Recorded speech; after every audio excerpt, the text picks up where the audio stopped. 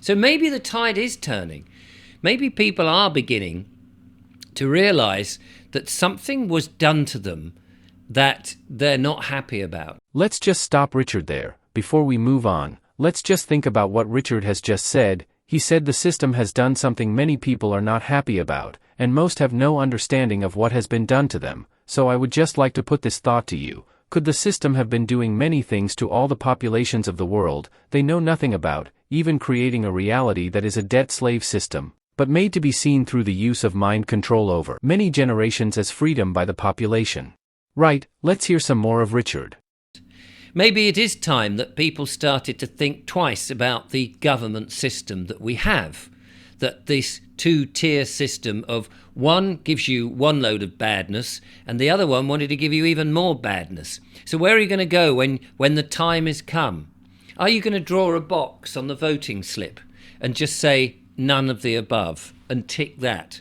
I think Richard is making the point that if the New World Order debt slave system is so good, why does it actively stop anyone from leaving it? It won't actually be printed on the voting slip, of course, at the next general election. But you could draw it in yourself, couldn't you? You could draw a little box and say none of the above. Because who has actually got our best interests at heart? Call me paranoid, and history should tell you to be paranoid too, because the only person who has your best interest at heart is yourself. Is it politicians? Doesn't seem to be, does it? I mean, every time you see them coming along with their begging bowl and saying, oh, vote for us, we're going to do this, we're going to improve all sorts of things, the police, education, we're going to make sure our borders are all secure. Currently, the New World Order system is enabling and supporting the influx of people from different countries into nations where they believe the residents enjoy a high standard of living. This influx aims to diminish the expectations of living standards in those territories.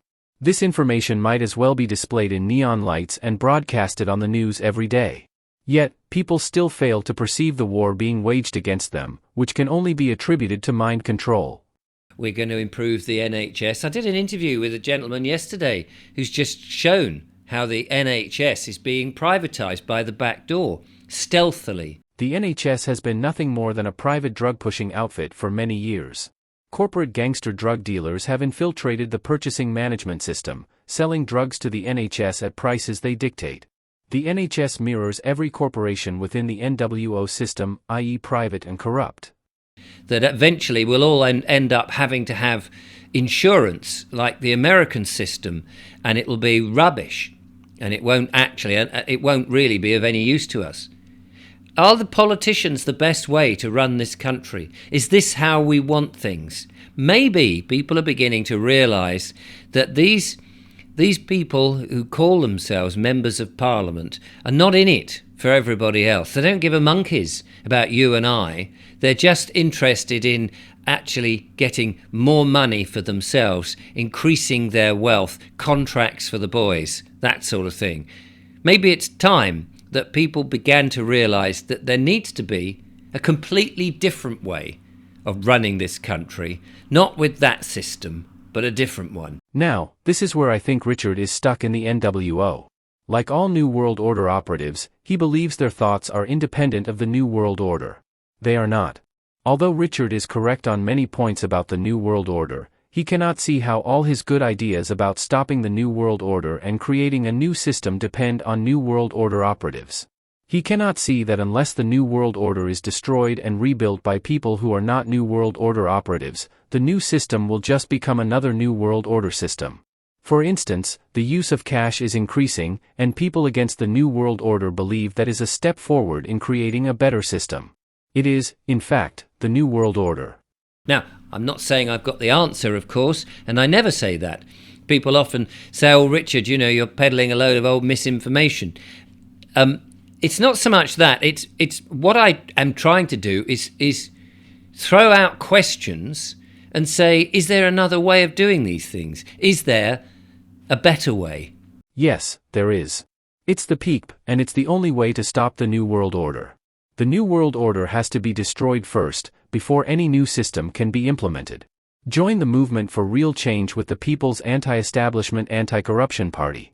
Understanding and dismantling the corrupt New World Order's debt enslavement system, wiping out humanity's deceitful $300+ trillion debt to these criminal entities, is the key to a fresh start for us all.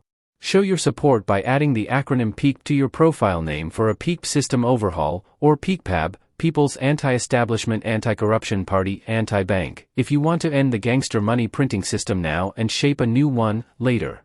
For instance, Bob+PAEACP or Bob+PAEACPAB. Let's unite as an organization to combat these criminals. It's time to stop them before they stop us, and yes, stopping them will undoubtedly ruffle their feathers. And maybe there is, and maybe we just haven't seen it.